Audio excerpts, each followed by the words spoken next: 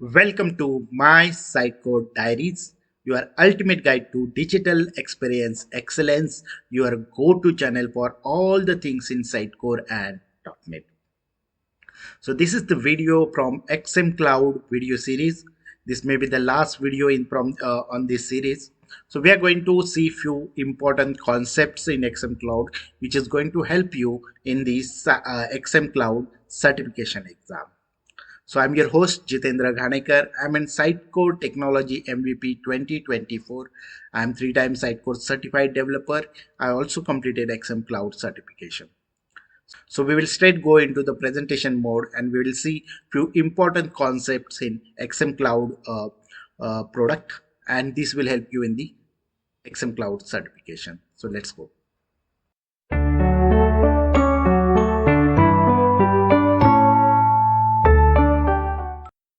Okay, so what we are going to see in this video. First of all, we will see about the site information architecture, how it works in XM Cloud. Then we will see what are webhooks and what are the different types of webhooks available in XM Cloud. Then we will see how the publishing works in XM Cloud. Dynamic placeholder, how to configure the dynamics placeholder, how to configure a device in XM Cloud, and at the end we will see if you want to connect from local, how we can do that. So these are the things which we will cover in this video. These are important information or important section for your XM Cloud certification exam. So we'll see anatomy of a site or how the information architecture work in the XM Cloud. So if you see this information architecture or a content tree of a XM Cloud any website, it is similar to the Sitecore SXA. Little bit of a terminology or naming convention has been changed. Like we have a tenant in the tenant and tenant folder in the SXA. Here we have site collection and sites.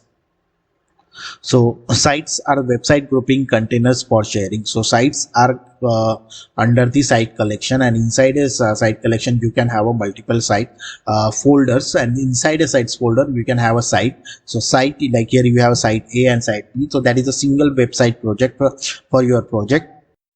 Then you have a content tree which is similar to your SXA content tree. You have a website page, that is your top level home page for URL structure. So it is a home level website node where you can have your pages within that website node. Then you have a media, so it contains a site theme, digital assets, and any media items which is there that will become in the media folder. Then you have a shared folder. It is basically a reuse content which you can reuse, so that will be shared data. Then presentation contains the page and component rendering infrastructure, so it will contain the presentation detail. And you have a site settings where you will have a project settings available. So site setting will hold the project settings, project related settings. So basically site A knows whatever the project settings or a site definition or site related settings are there, those will be in the site settings node. Similarly, you can have a site B, similar structure you will have. So overall, if you take an example, so this is very important for your XM Cloud XM Cloud certification exam. There will be a question on this. So if you have something called your company, okay, in that company you might have a different kind of areas where you work. Like the cosmetic is one of your department, and also there is another type is hair care. So those are the different folders we can have here. So that is site collection folder. And then in the cosmetic you can have a multiple brands, so brand A, brand B, brand C, like that you can have a multiple brands. So those will come as a site collection. Again, inside a site collection you want to separate the website with the your region wise website. So Asia region, will have a Asia region. All the website is within the Asia region will come in Asia folder. And then for country level you will have a India and then China. So similarly you can have those kind of a folder structure. So if you see, it will something look like this: company, cosmetic, brand A, Asia, India, home, media, data, dictionary. So this is your standard content structure in your SXA also. Okay, so this is how it will be there. So you can have a multiple brands within that, multiple regions, and multiple regions within that you can have a multiple countries, and within the multiple countries you can have multiple websites. Let's see what are webhooks. You can create a webhook that tracks a system event or workflow action.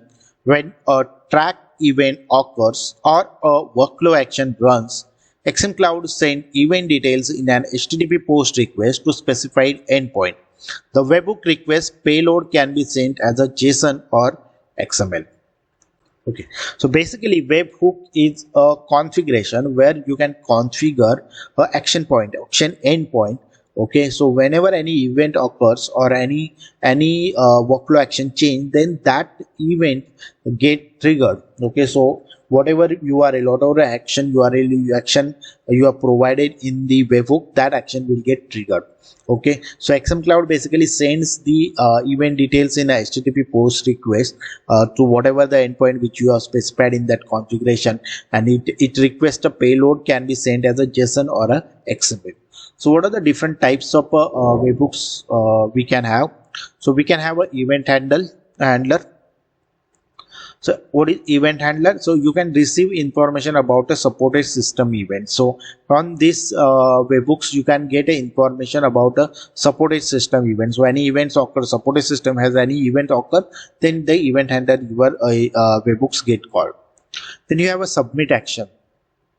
So you can receive information when an item change workflow state or when a workflow command runs. So whenever if you're having a workflow on your item, then if there is any change in the state of that item, okay, that workflow state is changed or any workflow command is run, then this submit action gets called or webhook gets called.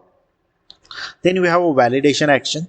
So you can provide a third-party service the ability to approve or reject changes in the workflow state of an item. So it is a validation of your workflow. So you can provide an third-party. Say there are some third parties which may review your content. So you can provide that third-party service to ability to approve or reject the changes depending on workflow state of an item. So these are the three webhooks we have: event handler, submit action, and validation action. And definitely there are going to be a question on this webhooks or in the the Sitecore XMCloud certification. If the destination of the endpoint requires authentication, so is like in the validation you are providing someone the endpoint. So if it needs the authentication, then you must create an authorization item, assign it to the webhooks. Okay, so you can create an authorization item and then it can be assigned to the your webhooks for the authentication purpose. So these are the webhooks in the XMCloud. Let's see how the publishing to experience edge works in XMCloud. So now in the XMCloud we don't have a CD server, we have a experience edge. So all the content which is getting edited or updated has to be published to the experience edge. So how it is done, that we will see.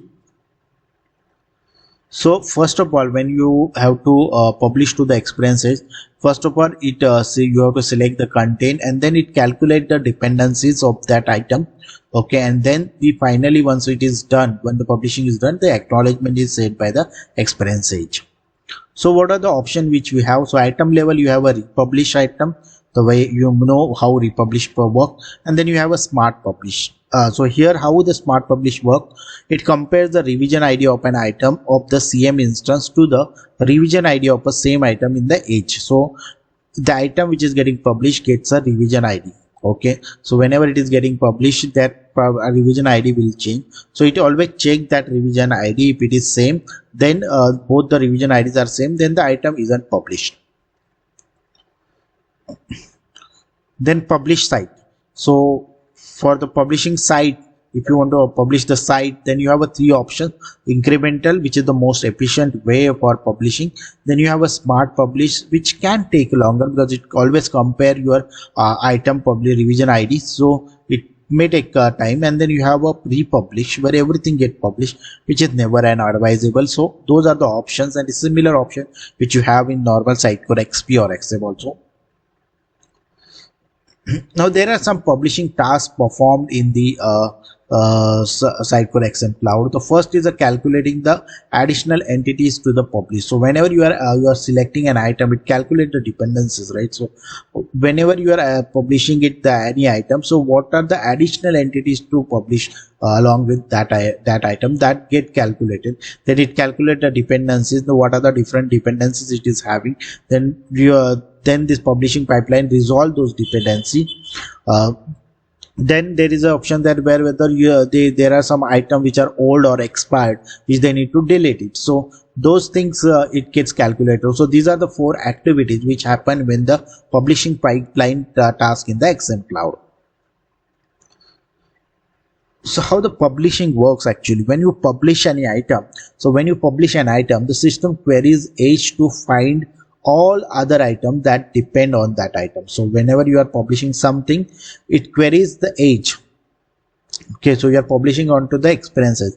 So first of all, it queries the age and find out what are the item depends on the publishing item, so that it will get find and then add them to the publishing pipeline. So along with that item, those dependable items also get added in the publishing pipeline, because these items are being published. All items that depend on the new items are also published. So this is something which is something different in XM and XP. So in XM Cloud, whenever you are publishing any item, first of all, the what are the dependencies that get calculated. So it queries the age and get the what are the items which are depend on the publishing item, and then those items get queued into the publishing. Also along with that item, the other items also get published. When publishing children of a parent item, the publishing pipeline compares the child items on age with items in the CM. If an item is found on the age that isn't in the CM, then the item and its children is deleted from the age. So whenever you are publishing any item with the children, with the sub items, now what the pipeline does is it compares the child item in the CM and its child items in the your experience age. So if it doesn't found any item in the CM, then it deletes that item from the age. So that is how it gets deleted. So this is a very critical topic. You will get a few questions from this publishing to experience age, like what are the different publishing tasks you are having, or they will give an example that this is what we are doing, that kind of then what will happen, like we are publishing this item to the experience age, and it has 4 children, it has 3 experience age has 5 children. So how it will work, so what it will happen. So this kind of scenario based questions will come, or maybe a simple questions like what are the different publishing pipeline tasks. Now let's see how to configure dynamic placeholder again. Okay, so that you will get, and was at least a one question from the dynamic placeholder configuration. So first step which you have to do is add the is rendering with the dynamic placeholder property to the component. The second step will be the iDynamic placeholder base template to the rendering parameters template. So you have to add the iDynamic placeholder to the base template to the rendering parameter templates. Then you have to define the placeholder key using a wildcard. Then fourth step is a link the placeholder setting item to the component, and then define the placeholder key in the component txs file. So the path which you have to do is Sitecore layout rendering features headless experiment accelerator. Here your component is there. So then here in this item you see the headless experience editor sample. This is the component where other properties you have to add. The first step, that is add the is rendering with the dynamic placeholder. So my sample component I am adding the other properties. I am adding is rendering with the dynamic placeholder property as true. Then you have to add the your base template, okay, for this. So here you have to add iDynamic placeholder as a base template to the your rendering parameters template. So your rendering parameter templates you need to add, like here you see containers, we are adding a base template here as a iDynamic placeholder. Then in the container you have to define your placeholder key. with the wildcard. So here I'm defining as a placeholder hyphen curly the brackets and the curly brackets and the star within that. So that is how you will do the placeholder key definition. Okay, and then you have to link this placeholder setting item to your component and define this placeholder key in your component txs file. So this is how you will do the dynamic placeholder configuration. Generally you will get a question from first two steps or three steps, here you see what are the property which you need to set and what it should be set. So is rendering with dynamic placeholder, you have to set it as a true. Then which base class which you need to add in the rendering parameter, so that is dynamic placeholder, and how you define your content. So this is how you define the how you define your placeholder key. So this is how you define the placeholder key for using the wildcard. Okay, now we will see deployment logs. So this is also 100% sure a question will come in from this topic. So this is also very important topic. The deployment log displays the progress, status, warning and errors of a XM Cloud deployment. So whenever you will do XM Cloud deployment, the deployment logs will tell you what is the progress of that, what is the status of that, what is there any warning or is there any error on that deployment. So this log information include the provisioning, the build process, deployment and post action information. So again I am telling you 100% there will be a question on these three steps, four steps. Okay, provisioning, the build process, deployment and post action information. To access the log, the path is environments and deployments, projects, action menu and view deployment logs. From the deployment logs you can also do following activity. First is a cancel a running deployment. So if you have a deployment running, then you can cancel it. You can rerun the failed deployment. You can promote the deployment to the another environment. So you can have you might be having multiple environments, so you can promote the deployment to the different environment. You can download the logs and you can open the XM Cloud dashboard. So if you have worked on CI/CD tool, any tool, you might have seen this kind of a UI there also, where you can you can build your code and you can create a package and then you can do a deployment. If that failed, it gives the logs, and then if you can rerun the failed deployment, you can promote from one environment to another deployment, you can download the log. The similar thing is here in the XM Cloud. This is one of the CI/CD part of your XM Cloud. Let us see how to configure a device in XM Cloud.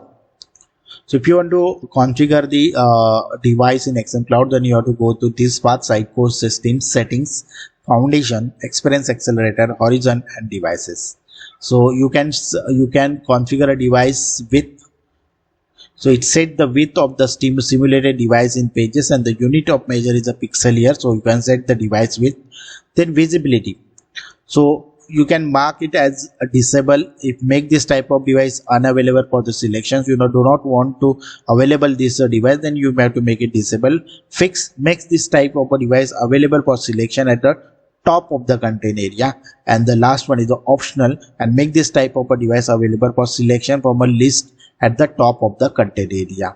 So these are the three options available in visibility section. And then you can configure the icon. So browse to select an image for the device from the media library, or enter a path to an image. So any device you want to configure, you have to provide three things: device width, which will set the width of the stimulated device in pages, then you can set the visibility of it, and then you can configure the icon for that device. Now this is the last topic, and again I'm telling you 100% you will get a question from this section, that is connect XM Cloud pages from local. So how will you connect your local to the XM Cloud? So when you browse the pages.sitecorecloud.io, you have to make a F12. Okay, then you have to go to the storage, and inside the storage you have to go to the local storage, and there you will need to find need to create a new entry. Key is sitecore.pages.local XM Cloud URL, and then the value of that should be your local instance. So remember, if you are browsing, you need to browse a pages application, pages.sitecorecloud.io. Then you have to go to the developer tools by doing F12. Inside that you have to go to the storage and the local storage. There you have to create a new entry. The key name will be sitecore.pages.local xmcloud URL, and then in value you have to give your local instance, and then again refresh your page. So that will work. So this is how you will connect to the local from your this is how you will connect your xmcloud page from the local. Alright, so this was XM Cloud important concept which is going to help you in the Sitecore XM Cloud certification. If you like this video, please click on a like button. Do share this with your friends and colleagues. Do provide your your feedback via the comment. If you have any question, you can put that question in the comment. If you want to cover any new topic, please let me know via the comment. Until now, if you have not subscribed to the channel, please consider subscribing to the channel and click on the notification bell to get latest update. I will meet you in next week with new topic. Thank you. Thanks for watching.